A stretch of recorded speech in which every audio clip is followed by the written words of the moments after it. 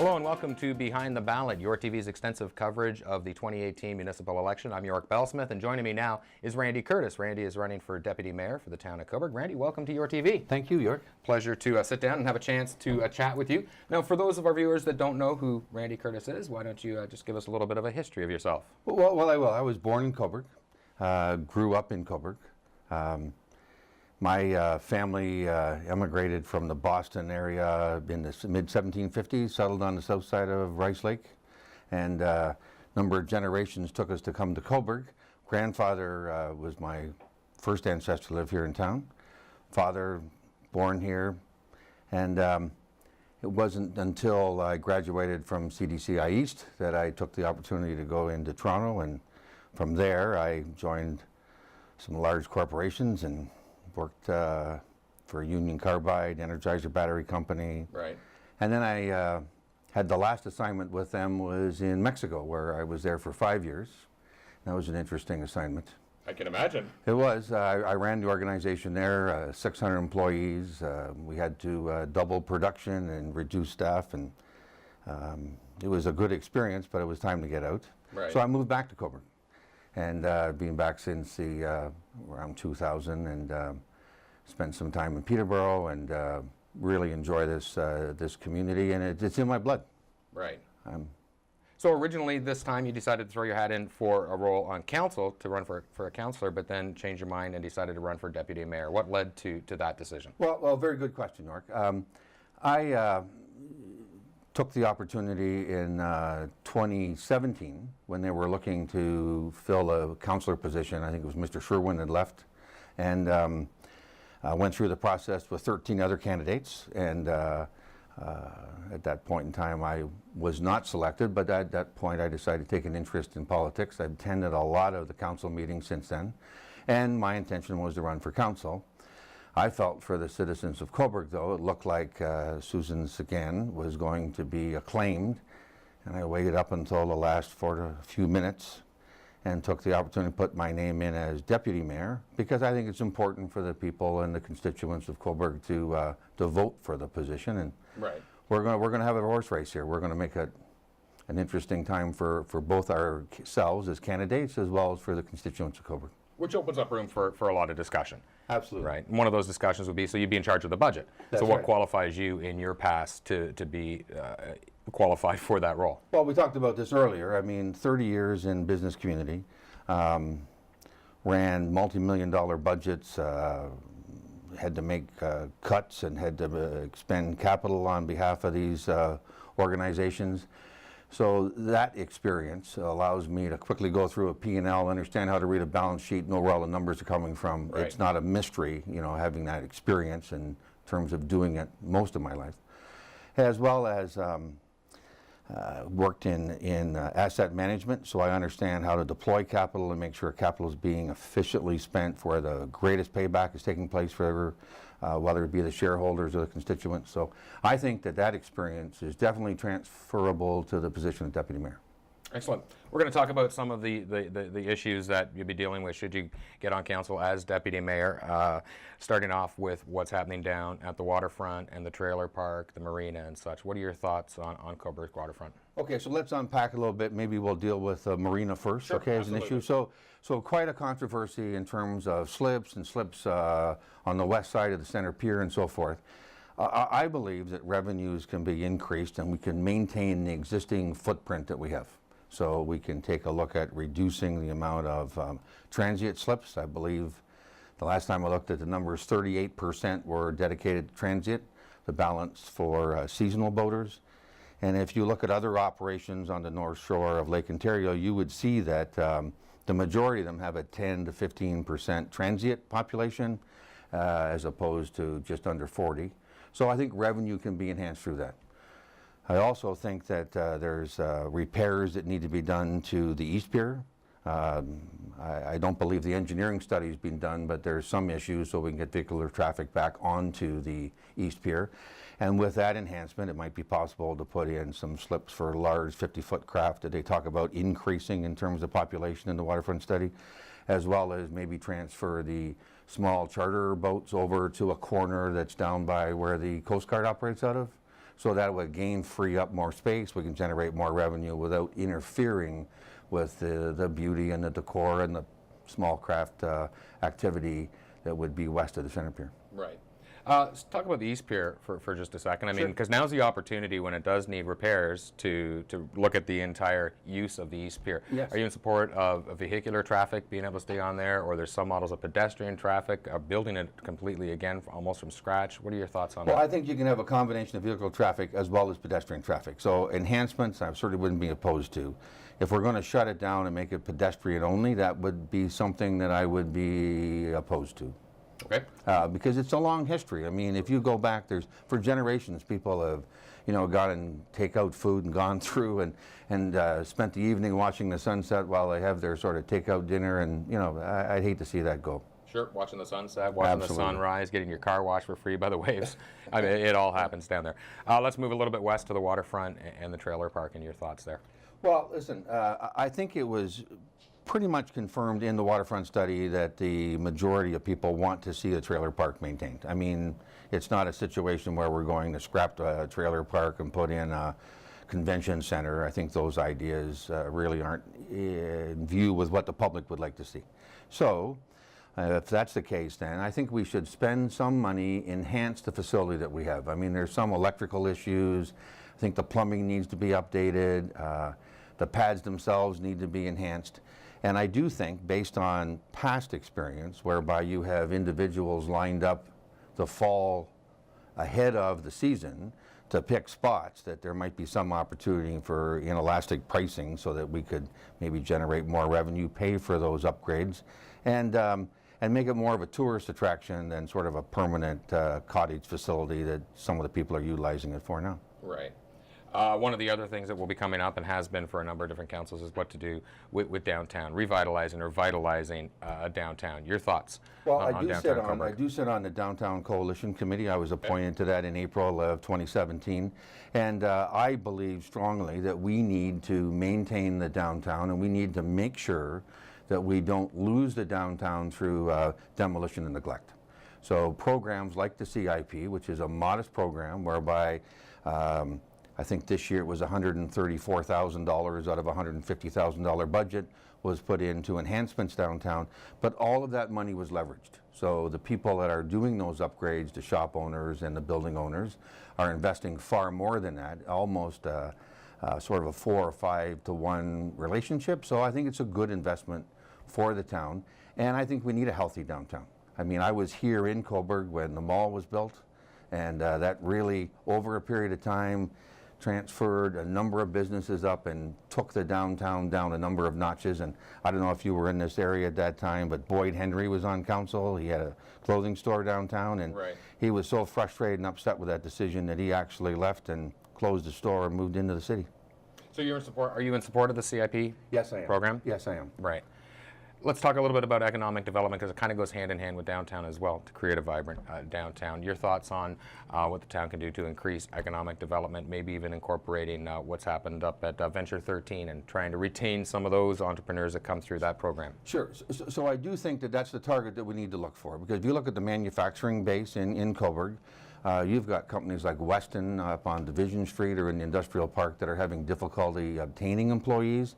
So we really got to have a little bit of a labor shortage as it pertains to factory workers. Right. But that doesn't mean that we couldn't enhance our town by encouraging insurance companies, encouraging banks to come in and set up regional offices, or we would get higher paying white-collar jobs, so to speak. And what that would do is, again, enhance the community, whereby we've got more vibrant economic capability. Do you think one of the ways of doing that possibly is really promoting the 401 going right by us? I mean, we are kind of center between Toronto and the big markets that are further to our east. Sure. So, one would think that if, for instance, a distribution center and so forth, where you've got goods right between Toronto and Montreal, it would make sense. But I don't believe any of those have considered Cobourg for reasons that I'm not sure why, but certainly an economic development team could kind of ferret those out. I mean, obviously we wouldn't have the capability to handle what Amazon was looking for when they were going to open up their second facility, but there's got to be something in between we can look at. Let's move inside council chambers now. If you're successful to become deputy mayor, there's been a lot of talk over the last term of council about adding in a question and answer period with the public during council meetings. What are your thoughts on that? Well, it's a difficult question because what you don't want to have is a situation where you've got precious time from council being tied up with individuals coming up. Council's not in a situation where they can necessarily answer all those questions because those questions, as I understand it, would not be necessarily given in advance. So maybe there's room for a situation where once a quarter you can set aside a special meeting whereby that could be dealt with, so people would feel free to come up, because as you're familiar with, there is a delegation process. Right. There There is a delegation process for both the committee of the whole as well as the council meetings, so there is ample opportunity to bring things forward. I think one of the weaknesses is being that in some cases people are presenting material that the council just can't absorb in a 10-15 minute period. Therefore, it's difficult to respond to those on the spot, as opposed to having those presentations in advance, whereby it could be more of a give and take answer and question period on those delegations. Right. Does that answer your question? No, Okay. I absolutely did. I absolutely did for sure. And maybe there's a hybrid between the two. Maybe people that want to come up would have to go almost through a delegation process of submitting ahead of time. And then I think council can keep some sort of a control as to how long that goes as well. How many people are coming up and engaging? Well, and the benefit is that then council can look at that presentation. They can look at perhaps statistics that are in that presentation. They can look at the facts that are being presented and clarify that they're not opinions, that they are facts, and then therefore have a give and take and a conversation about it. Right. Now what I see happening is you've got delegations coming up. Council doesn't get all of those presentations in advance, and then we end up in a situation where the councilors look around because they don't know how to deal with the information they've taken in. So a delegation with information in advance and a quarterly question period that would be wide open may work for everybody's best interest. Have you looked at, or would there be thought at looking at how other communities or other councils do that, like Port Hope has their question and answer period and others do in the area as well? I've had conversations with councillors in Port Hope, and the observation that, or the information I'm hearing back is that they end up with a core group that comes up consistently with similar issues, and they're really not getting the broad base information from the community as a whole. Right. So that may be a downside of having this question and answer period. But if it's set up on a quarterly basis, then those bi-weekly issues may evaporate. All right, we're going to take a quick break. When we come back, we're going to talk about your focus, what you're focusing on your campaign for your run for deputy mayor. That's when Behind the Ballot continues here on YourTV.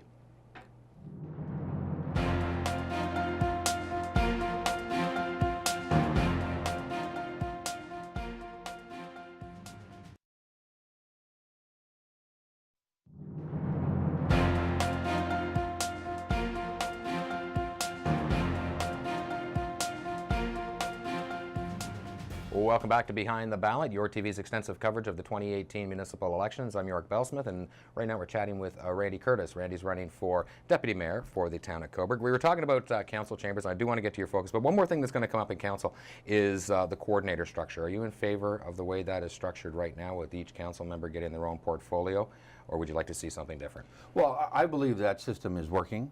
I think a lot of it depends on the individuals that are on council, because if you can deal with their strengths and allow them to function in a capacity where they can make a more positive contribution because they're dealing with their strengths, then that makes that process highly workable. It looks like we're going to get new people on council for sure, and we don't know who's going to come in with what skill set. Is that something that could be sort of floated from different council to different council, would you think, or? Well, I think it has to be, because again, you want to deal, you want to get the maximum benefit for the constituents out of the council that you have. So you got to play to their strengths, and I really think that comes down to a decision that the mayor needs to make, and that the mayor needs to look at his portfolio of individuals, just like the Prime Minister looks at his the ministers that he has in his department, and he needs to maximize the results for the citizens. Of course, a huge difference with the number of people the Prime Minister is going to have to choose from for his cabinet, but yeah, I get exactly what you mean. It's a similar circumstance. Sure, yeah, no, absolutely.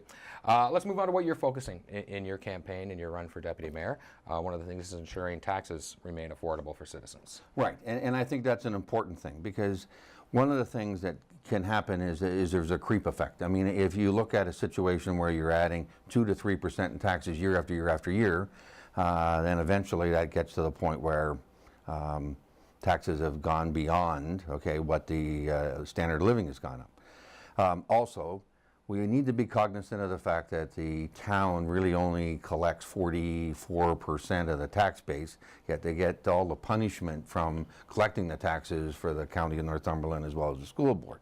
So we need to bear in mind what's controllable by the council and the town staff and what isn't, and sometimes I think those lines get crossed. We also are sitting on a situation where very good decisions made in the past, when Angus Reid was the mayor and we picked up the Northern Industrial Park and so forth, those benefits are coming through. And it may be time to look at some sort of taxpayer dividend. Something we can get back to the taxpayer to help them basically stay in the community and afford to stay in the community. Because I've heard stories about taxes in Cobourg being significantly higher than they would be in Hamilton Township. And when you look at the service structure, there's not that many differences, so we need to be competitive, and I think holding the taxes, maintaining efficient spending of government resources is the way to go. Let's expand a little bit on that, on the dividend aspect of that, of giving back to the taxpayers. How do you see that coming into play? Well, I think the system that was being used up until this point is we've taken these benefits, I'll call them benefits due to good decision making in the past, and we put those in reserve accounts. Those reserve accounts sit there on the balance sheet, and then projects are come up and they're deployed over to capital. What we don't look at is trying to reconcile any of the operating cost differences. So I would not be a proponent of taking all of those reserves and reducing taxes. I mean, you may run into a situation like Cavan's run into, Millbrook to some extent, where they had huge funds coming from the Kawartha Downs. And now that casino's moved into Peterborough, those revenues are going to disappear, and now the tax base is looking at 20–30% increases because they were offsetting those benefits with straight cost reduction in taxes. So we can't get that far down the sale, but maybe we can hold taxes and maintain them and do a more efficient job of spending. So it's not like citizens that are watching and hearing that are thinking, we're going to get a check in the mail. It would come out of the, like, just essentially lowering. That's correct, and I think we're in a great situation that we can do that. Okay, you look at other municipalities, they can't because they don't have those reserves. They didn't make those good decisions in the past.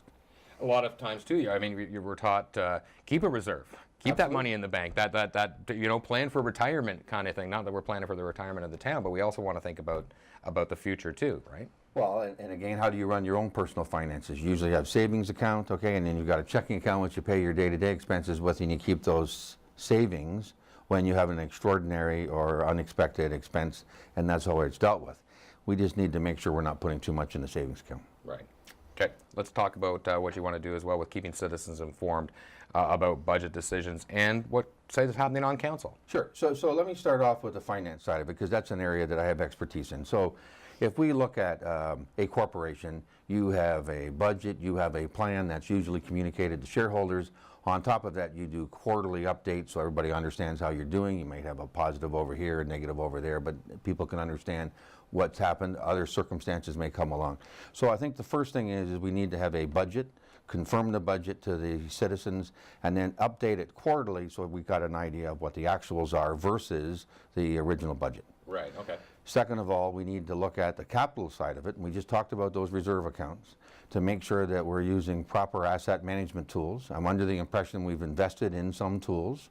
Therefore, we can start looking at capital projects based on what the best return is to the citizens as opposed to what the favorite pet project is. And then we have an analytical basis to decide that. And I think that's a good way to invest those resources. Right, okay, so that's the financial side of it. Council's actions and what's happening in council. Well, I think two things. So first of all, you know, it's council's job to sort of manage the staff. In other words, direct the staff, but not to decide on how staff functions. So we gotta look at, as a board of directors, that's council's turf. Day-to-day operations have to be handled by staff. And we got to make sure there isn't too much going over the line to where there's interference by council in terms of allowing staff to function. I mean, we have a CAO who's responsible for the town budget, and we got to make sure we're working through those staff individuals, not trying to circumvent and undercut what they're trying to do, and make sure that they've got the direction. And that's council's job. Right. Have you taken a look at what Port Hope has done where they eliminated the CAO position? Yes, and I think Port Hope's in a different situation. I mean, I don't. We're not going to get into too many details here, but right, I mean, they got a huge windfall because of all of the money associated with cleaning up the town from a radiation perspective. So they're dealing with a certainly much different financial situation than we are. So I would not think that would be appropriate based on my observation at this point. Okay. Next focus that you're on is fighting for capital expenditures to make an effective return for the town. That's right. So we just talked about the fact that if we're using and deploying these asset management tools, then we can easily determine which projects make the most sense. Right. So that we're not sitting in a situation where we got a brand new fleet of trucks and we've got some other infrastructure problem that you can't see, and it's causing problems in terms of water and sewage and so forth. Also, there is a caveat to that, whereby if we have a situation where there's something that's unsafe, so I'm going to use the East Pier as an example, okay, we need to make sure that capital is deployed to cover safety issues, because that's paramount for the community. Right. We talked about downtown businesses and all about just downtown. There's also situations or areas, other parts of town like Northumberland Mall, for example, which has been a struggle for a number of years. Your thoughts on the mall now that there's apparently new ownership there? Okay, so maybe I can just unpack that a little bit. Absolutely. And talk about the fact that we are essentially over-retailed in this community. I mean, for the organic market that we have too much retail space. So one of the things I think that we need to deploy is a proper consumer attraction plan, because you look at other communities like Bob Cajun, or you look at Port Perry, they're bringing people in from the GTA for a shopping experience. It may be dedicated to antiques, or in the case of Bob Cajun's, it's shoes, of all things, right? Yeah. So if we can bring people in and increase the retail development by utilizing people from the GTA, then I think we've got a better chance of keeping our businesses healthy. And if we've got healthy businesses, we've got a better tax base and a better community. Because we know there's certainly a lot of people out there, at least the word from citizens is they want more. They want the big stores to come here, the big anchor store for places like Northumberland Mall. Well, okay, so I understand that there's Metro's looking to expand their part, but if you look at those large stores, I mean, I can't see a Northam's coming to Cobourg, and if you look at the demise of Zellers and Sears and some of these stores, we're running out of those types of stores. Right. And if you look at the Walmart format, I mean, they're self-contained. I mean, they're not going to be an anchor on a mall, so that's a difficult issue. If you go to Peterborough as an example, Shamong Mall at the north end, they've really converted that into commercial space, right, dentist offices and so forth, because they just didn't have the market for more retail space. I don't think that that's the solution, but potentially that's the direction we may have to look at on behalf of these people, because again, we got just too much retail space for the growth and the organic growth that we have here in town. And that creates the problem in getting that message through to the citizens, especially the ones that can be vocal, that want to call out the town and blame the town for not getting the big shops, where really the town has little to do with that. Right. So I think there was a recent, in the De Palma properties up by the hospital, there was a call for larger box stores. I think that was what the application was for. And I think they came up with a compromise before it went to the OMB, whereby there's a footprint for smaller stores. Okay, so we don't want to have a large box store that's really under attack from Amazon and some of these online retailers. You need a retail operation that's going to cater to people and offer service, because without that service, the future may not be very, very, very good or positive for these retailers. So we need entrepreneurs, people that have a focus and a vision, and let them enjoy the community, and let's bring some consumers in to help them. And those entrepreneurs could be coming out of Venture 13. Absolutely. Right. And again, if they're on the tech side of the situation, then that would help the downtown, because intensification of of the downtown from a residential perspective and from an entrepreneurial business perspective, then that creates a larger market for downtown, and we could have a fascinating community that where you wouldn't need a vehicle. You know, you walk to work, you walk for your recreation, and you live in the downtown core. Well, there's a future vision of Cobourg as an environmental town where you get places like that where you really pretty much only see in Europe, where you sort of get away from the motor vehicle, which would certainly solve the parking problem downtown. Well, it would. Okay, so maybe we just need to look beyond. Right. Right. Yeah, and that's the thing. Future of Cobourg. I mean, your vision for the future of Cobourg. Okay, I think I've stated in my website. I mean, I think we need to have controlled growth. I mean, I would hate to see Cobourg pick up a 3,000 or 4,000 home residential commitment, and then we end up looking like Curits, where it's essentially a bedroom community for the majority of those people working in the GTA. Right. Because I think we would lose our character, we would lose our heritage. So we need to have sustainable growth. And we need to improve, as I mentioned earlier, in better paying jobs so that we can have a more vibrant community. And it's not an easy balance. No, it's not. Between the two of those. Because it's difficult when developers come in and buy up property and they want to return a profit. You know, if it fits the structure, then there's limitations to how much we can push back. Perfect. Randy, thank you very much for joining us. I Good luck on appreciate it. October 22nd. I'll need it. We've been talking to Randy Curtis, who's running for Deputy Mayor for the town of Cobourg, here on Behind the Ballot on YourTV.